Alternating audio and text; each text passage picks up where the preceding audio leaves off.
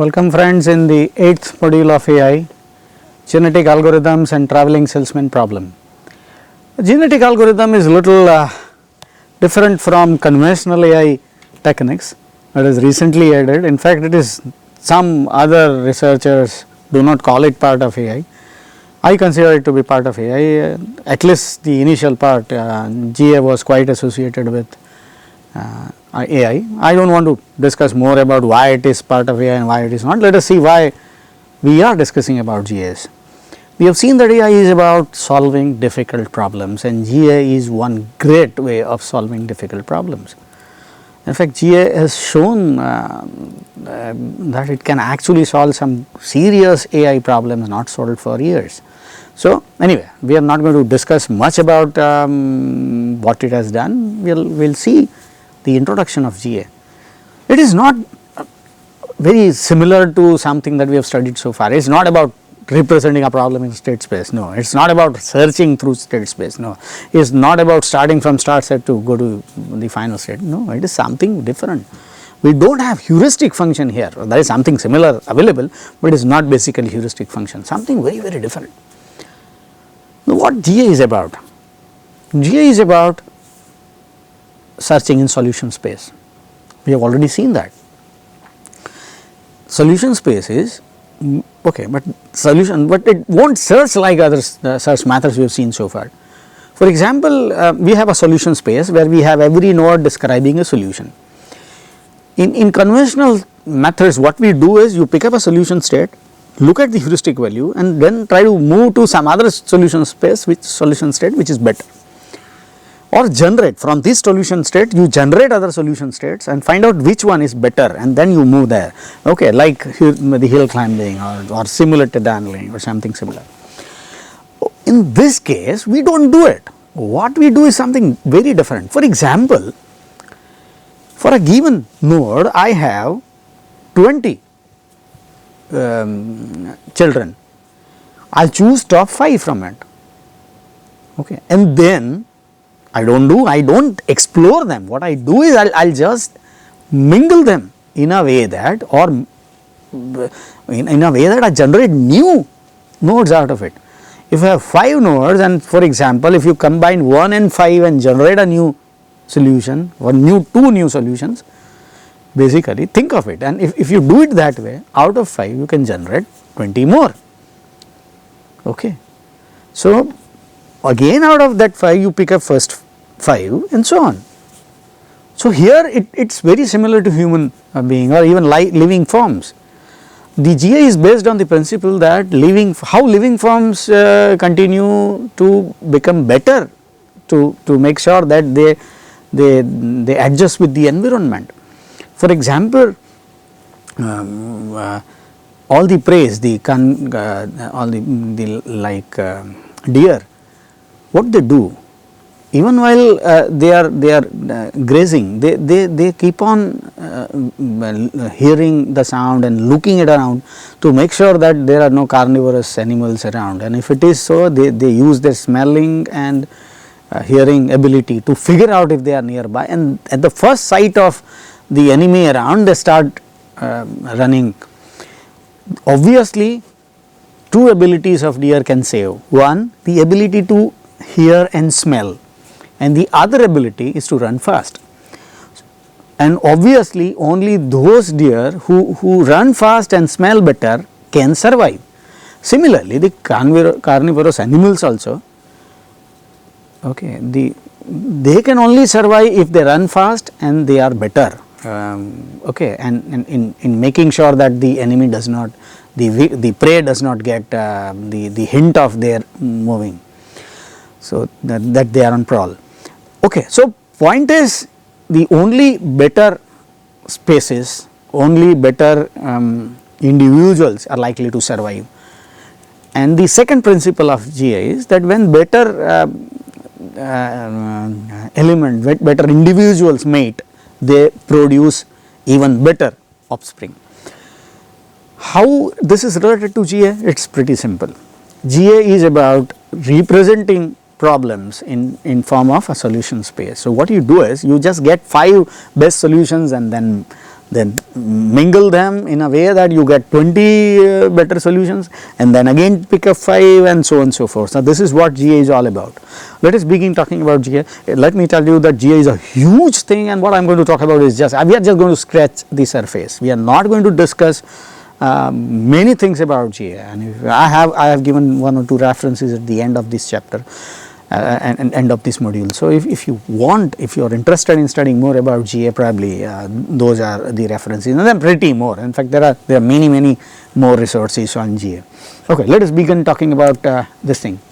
As I said, the GA is not the usual content for AI. This thing, there is something called soft computing. Now, I do not want to again describe the difference between soft computing and AI, because there are a lot of people saying one thing, a lot of other researchers saying absolutely the other.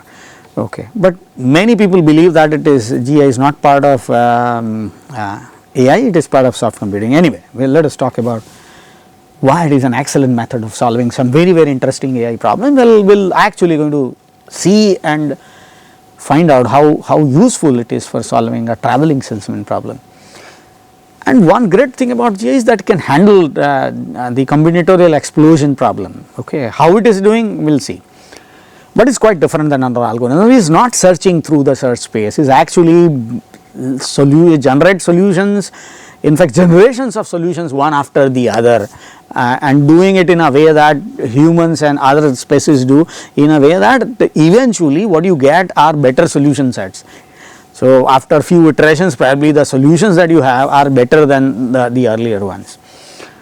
Okay, and is based on the idea of how life forms persist.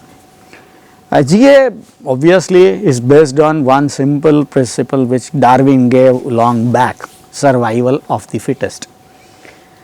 Obviously, when any species have to live, and when the condition is that the resources are limited, they will have to fight for the survival. And all the capabilities that I talked about deer, even human being, you can see that we have to have some qualities to survive, and those who have better qualities have better chances of survival, and it inherits from parents to children. Okay, so that is something which is very common and seen across all life forms. But then inheritance involves a lot of randomness. For example, 5 children of the same parent, same pair of parent, are very different from each other. They are quite different from each other. Okay, so that's great thing about the life forms, and the same thing we are going to have adopt in GA, that is adopted in GA to solve problems. But then 2 important principles which I have already talked about, let me reiterate them. Better offsprings have more chances of survival, and then next generation is genetically better. Okay, what are the functioning of GA, how GA works? In a nutshell, it is defined like this: you have a solution set called SS. If SS is the final solution set, it satisfies the criteria that you like to achieve, that is great. If it is not, what you have to do is to select some out of the complete set. To select some, you may use a function which is quite similar to heuristic function, but here it is called a fitness function. It tests whether you are fit. The actual case, all species, suppose if for example you have 20 solutions, what you do is you just let them roam around in the real space, let them win or survive themselves, and those who survive after some time, collect them and mate them. So this is exactly what happens. In some cases, artificial worlds are created where the solutions are sent, and then will pick up those who survive, and so on. But here usually a simpler method is picked up. You apply fitness function, and out of 20 select 5, and then again you let them mate and generate 20 in the next iteration I have already talked about. So that is called generate offspring from random parent of this thing. Now what you do is, now you have those offspring, the older ones are thrown away.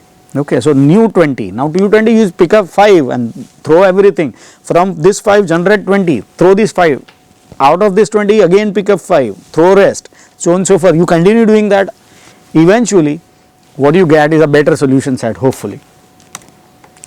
Okay, now let us jump into little jargon. Okay, the genetic footprint of anybody is called a genome. genome contains something called chromosomes. The chromosome contains genetic map of individual in form of DNAs. Okay. DNA in turn contains genes, okay, which basic building block. For example, genes will decide the color of the screen and the type of teeth and the color of eyes and so on and so forth. Okay, this words probably we are not going to use them anywhere else. Okay, and this is the only slide which contains those names. They are not all that important for us right now, but if you are trying to delve deeper into GS later, probably you need to learn more about them. Okay, for example, one more capability of gene is to make sure that you will have some characteristics. For example, ability to climb trees and swim and so on. You can see that such characteristics are very important for survival. Okay, and reproduction process helps the genes to carry from parent to offspring. Okay, so this process allows those characteristics, ability to climb, ability to swim and all that in the offspring, and DNAs are replicated in the offspring. Okay, this is how it is done. And offspring, the children's genome basically is a combination of parents. Now let us learn a little more about human genome. The set of genetic information is encoded in human genome. They contain 46 chromosomes, and that is 23 pairs of chromosomes found in the nucleus of each cell. Okay, the 46 chromosomes are found. Okay, and the genome in human case is a long strand of estimated 35,000 DNAs in humans. Anyway, these are not all that important things, just to make sure you understand what we are talking about. Now we are going to talk about G as an algorithm, genetic algorithm. What does they do? Okay, they generate solutions. They start with a random state, evolve and combine solutions. I have already discussed them. In this case, a chromosome is a string, simple. Okay, population is a word which is used. What we have, I was talking about those 20 and then pick up 5. So those 20 strings that you pick up in the beginning is called a solution set, or is called population. Okay, and what are the operations that you will have? Simple, you cut some part of the string and paste some part elsewhere, and the other one you apply fitness function to this string, finding out how good or fit this particular string is. There are 3 basic operations. The first one selects the best members of the population. Remember, I was talking about 5 out of 20. Recombination. Now those 5 are to be mated together, recombined together to produce next generation. That is called recombination. One more important thing here is called mutation, which we are not going to apply in our, we are not going to discuss further in this module, but mutation is very important. When we are talking about recombination, we are talking about combining parents in a way that they inherit almost everything from parent. For example, color of skin and all that are almost similar. The difference is not much. But when we talk about mutation, is about making sure that there is some real random inheritance takes place. For example, you have a color of skin which is not inherited from either parents, albino for example, or having the heart on the right side or something like that. That sometimes happens due to radiation or some external this thing also, input also, but is basically mutation is never considered good in humans, but in here in this case mutation sometimes is used for, there is a reason, and is very similar to something that we have seen in this thing, simulated unlearning. We allow bad move. Okay. So mutation is kind of a bad move. So you change things in a way when you have 2 strings, 2 parents, when they mate, you don't get a string with similar characteristics, you get a string with very different characteristics. But in a way we are not going to discuss that further in this particular module. The first process, selection, in real world, as I said, they are sent out to survive on their own, and those who survive only will mate with the others and get better offspring.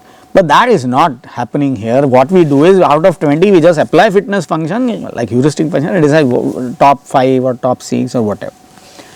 Okay. The selection process only chooses better candidates based on the fitness value. Okay. The recombination takes random pairs of parent. Now as I said, I have 5, so it will pick up 1 and 5, or pick up 2 and 3, and pick up 1 and 4, and so on. It will pick up random parents and generate that thing, it combine them, okay. Offspring inherit genes and attributes, and this thing, the process produces next generation. And once you get the new generation, the old generation is just wiped off. The new generation takes place, new generation is going to replace the old generation in this case.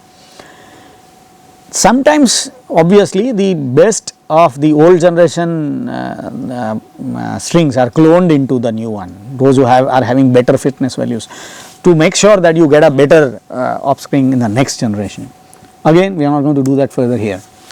I have already told you the mutation is a process of adding serious randomness. It is very different than compared to this thing. It changes the properties of the genes on the permanent basis. It is due to the human and other species, it is basically due to external influences like radiation. In this case, the genes are distorted, okay, and the examples I have already given, somebody with 3 eyes and somebody with no hair, and so on and so forth. A mutation to GI is similar to bad moves in assay, simulated handling, changes genes drastically but provides an escape route. Sometimes you stuck up, okay, you won't get further. If there is a mutation, probably there is an escape route possible. So that is why this is allowed in GS. And let us pick up something called a traveling salesman problem. I already talked about that in the first module. Let us talk about that again. And on the screen you can see there is a simple case where I have 7 different CTs, and there are total paths. I have drawn all possible paths on the screen. Every CT is directly connected with every other CT. So, we have a lot of paths. How many? 7 minus 1 factorial. Let us see. 7 CTs are connected to each other using direct roads. Each distinct path is tour travelling all cities. For example, ABCDEFG is one tour, and ACBDEFG is another tour. So, there are many tours possible. The graph is not directed path. What does that mean? Every road is possible to travel in both directions, okay, that is reverse path is the same path. So, ABCDEFG is the same tour as GFEDCBA, okay, the reverse path is the same. Total path between any 2 cities in a given graph is based on the number of CTs that you have. For example, if you have 7, it is 7 minus 1 factorial, 6 factorial, okay, that is 720. But when we have no directed this thing, it becomes half. So, it becomes, so for our case there are total 360 different tours possible between these 7 cities. 360 different. For a small problem like this, only 7 cities, there are total 360 tours possible, and I want to get the shortest tour, okay. How do I get one? There are some ways of doing it, and we will see how GA is applied, okay. Let us see what if I have a case of only 26 cities. In case of 26 cities, 25 factorial by 2 total number of alternatives are possible. That comes out to be something I can't even read. You can see on the screen, it's too huge a number. And if you try running this program looking for all possible alternatives, calculating the length of the path, probably the program will not end in your lifetime. Okay, one of the method is called nearest neighbor algorithm, which helps in finding out the quite optimal solution for traveling salesman problem. It is very simple. It pick up any city at random, it pick up the first city at random, and that is the city. Then it will pick up the shortest city, the nearest city from that city, and so on. It will continue picking up nearest cities, and eventually will get the complete list of cities. So, pick up the first city at random, and solution city is that city, then pick up the nearest neighbor of that at that, and there is no neighbor exists, then return with the solution place. So, that means all the cities are explored, and so on, okay. So, that is called nearest neighbor, but then might not give you exact answer, may not be optimal, may not be as, in some cases it may not give you even good answers, okay. And here one more interesting thing about traveling salesman problem is we can actually choose a sparse neighborhood or dense neighborhood function. An excellent example is, let us look at this particular tour A, B, C, D, E, F, G and again A. Why A at the end? Because a salesman will have to come back to that city. So, the last city is always the first city. We are showing the last city right now, we will not be showing it in other slides, but it is assumed to be there. So, here I have this particular tour A, B, C, D, E, F to G to again back to A. Now, in this particular case, this may be the best tour if that gives me, and how do you decide? In fact, for traveling salesman problem, the fitness function is pretty simple. The total distance covered negatively is the fitness function. Okay. So, we like to increase that, in the other this thing we like to reduce total amount of distance covered. So, for example, A, B, C, D, E, F, G, A may not be able to give us very good answers. So, can we go to some other node? I can actually try sparse neighborhood by just assuming a case where two adjacent cities are being exchanged. You can see there are 5 different cases. B and C is exchanged, D and C is exchanged, E and D is exchanged, F and E is exchanged, and F, G and F is exchanged. You can see that, and I boldface them to make sure that you understand. So, I have 5 different children. And why this sparse? Because if I, for example, I say that any 2 children, that is going to be huge.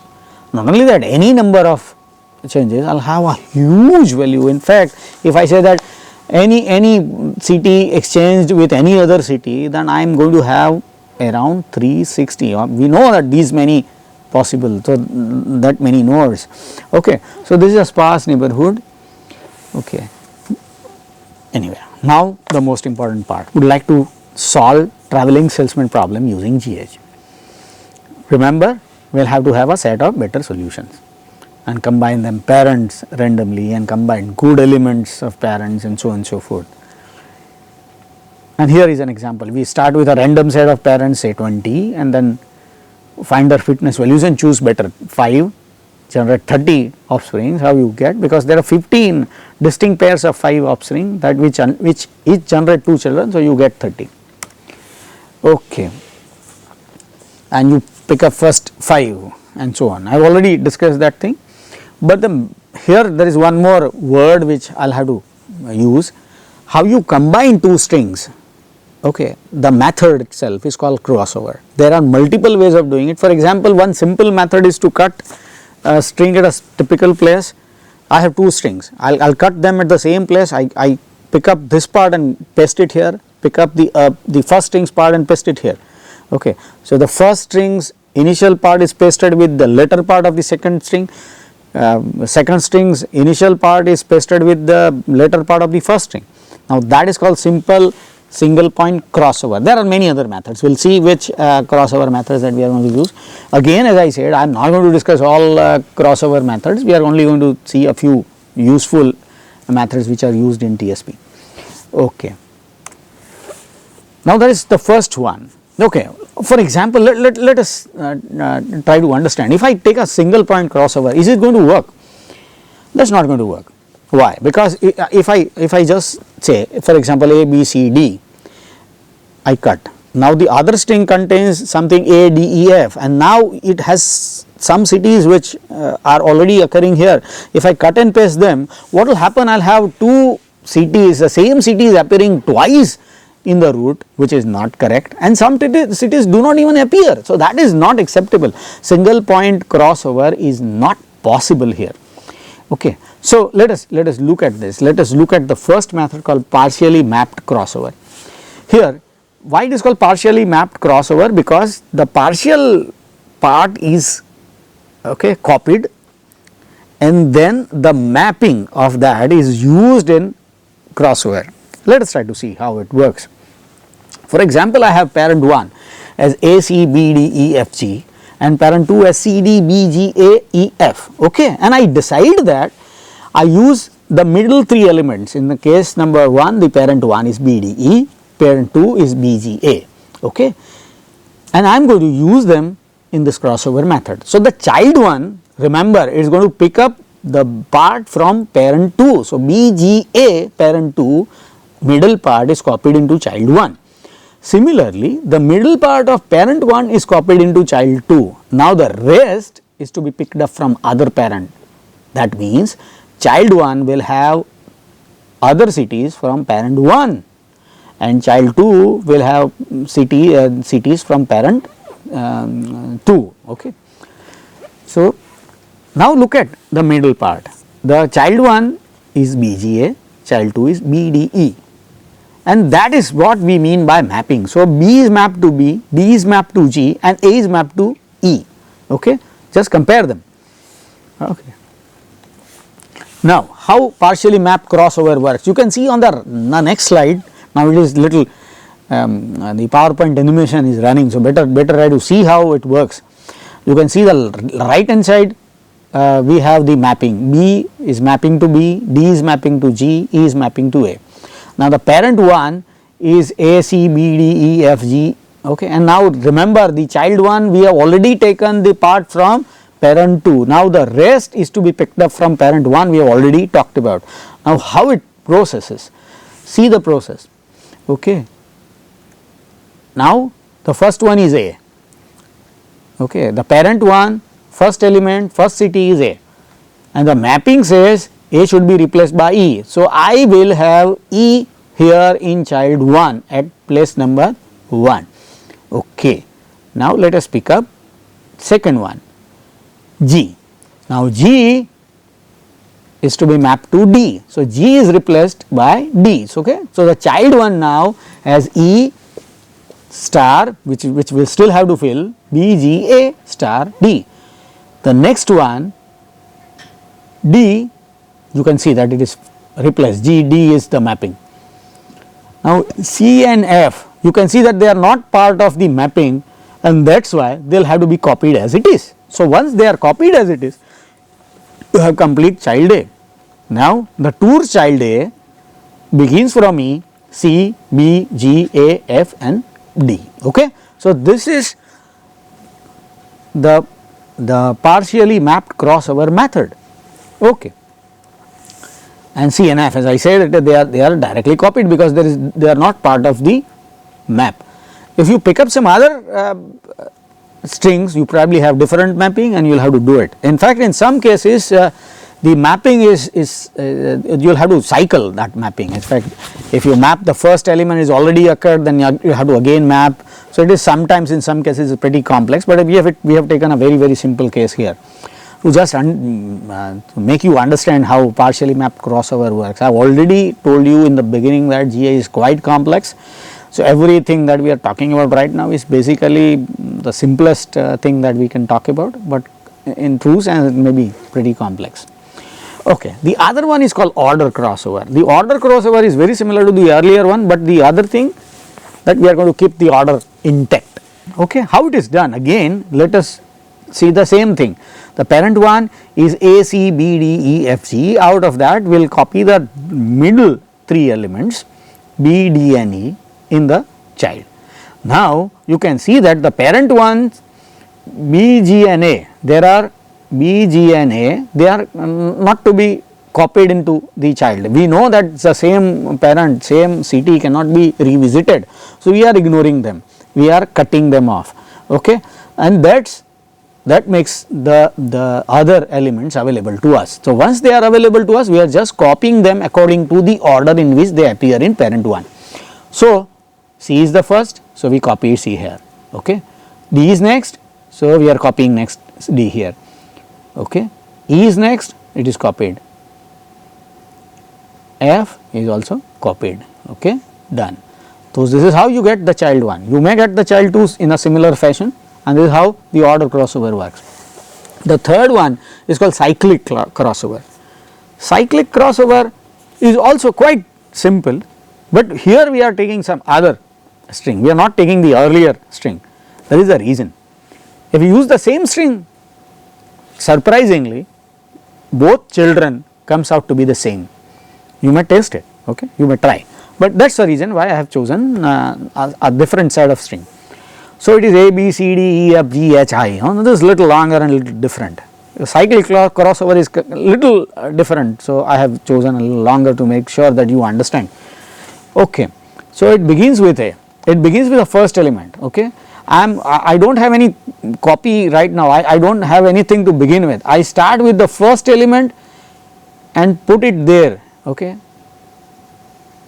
so in the child, and now what I do, I just find out a mapping, okay, element in parent 2 and find out the position of that element in parent 1. So, D is at the position of 4. See, I started with A, the element correspond to A in parent 2 is D, the same D appears at position number 4 in this case. So, D at position 4 is copied, okay, here. Okay. So, you first you begin with A, now you D, now D. So, the corresponding element of D in parent 2 is H, and H appears at position the last but 1 in parent 1. So, it is copied there in the child 1. You can see now H appears in child 1. The corresponding element, okay, so you can see corresponding element of H is C, and C appears at position number 3. So, that is added, okay, you can see at position that appears in child 1 now. Okay. Now, C corresponding element is B. So, B is copied, you can see that B is copied again. So, in child 1 at this point of time is A, B, C, D, next 3 unknown, H and unknown. So, we are yet to fill the 4 positions. Now, an important thing happens. So, B is copied, the corresponding element of B here is A. Now, A is already covered, okay, A is already there. So, we have a cycle A, we have started with A, now we reach to A. When the cycle appears, okay, we will stop this process and copy the rest of the elements as it is. So, A, okay, the cycle. Now, what I do? I just copy rest as it is, and what I get is this 4. Okay. So, this is what I get A, B, C, D, G, F, I, H, E. So, this is what I get. You can see that some part from parent 1, some part from parent 2. Until you reach to the cycle, you copy from parent 1. Once you reach, you copy from parent 2. Because we are taking every element from parent 1 corresponding to parent 2, the remaining elements of parent 2 is obviously not appearing in child 1. So, we can copy it safely. Okay. So, there are some other representations possible as well. One is called path representation, which we already have done. Whatever we have done so far is called path representation. There is something else called ordinal representation. One more is called adjacency representation. The ordinal representation actually allows single point crossover, which was not possible in path representation. Because of that, the ordinal representation makes it faster. We are not going to discuss that further. Adjacency representation actually helps applying heuristic function little better, but again we are not going to talk about that is called heuristic crossover, which again, as I said, we are not going to discuss further. That ends our discussion about genetic algorithms and the introduction to travelling salesman problem. Let us recap what we have seen in this particular module. Genetic algorithms is a method of solving problems based on how life forms persist. They are not similar to other searching methods. They will not start from initial state and reach to final state. They actually begins with solutions search method. They pick up random solutions in the beginning, pick up better solutions from that solution set, then let the solutions combine, merge together and generate new solutions, pick up better from that and continue like that. How they are merged is based on a method called crossover.